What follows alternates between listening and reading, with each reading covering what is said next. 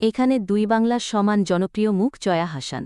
সম্প্রতি শেষ করেছেন নির্মাতা কৌশিক গাঙ্গুলির আজও অর্ধাঙ্গিনী।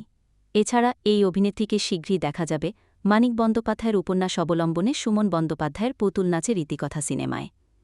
কলকাতার একটি বিনোদনভিত্তিক ইউটিউব চ্যানেল ইন্ডালস এক্সপ্রেসের সঙ্গে জয়া কথা বলেছেন তার হাতের সাম্প্রতিক কাজ নিয়ে।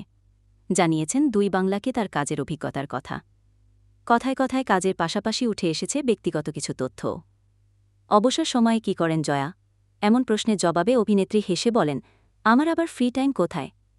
তবে জানান প্রকৃতির সান্নিধ্যে থাকতে খুব পছন্দ করেন। বাসায় টবে মিষ্টি আলু থেকে শুরু করে নানা রকম শাকসবজিও নিজে হাতে রোপণ করেন তিনি। সামাজিক মাধ্যমে কমেন্ট বক্সে ভালোবাসা জানানোর পাশাপাশি অনেকেই ঘৃণা ছড়ায়। এটা তিনি কিভাবে দেখেন? এমন প্রশ্নের জবাবে জয়া বলেন, এটা আসলে তাদের জীবনসঙ্গী আছে কিনা জানতে চাইলে জয়া হেসে বলেন, অবশ্যই আছে, এবং তিনি ফিল্ম ইন্ডাস্ট্রির কেউ নন। তারা গত 2 বছর ধরে একসাথে আছেন।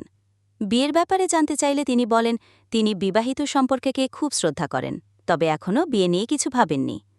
অতীতের কোনো তিক্ত অভিজ্ঞতার কারণে এমন কিনা জানতে চাইলে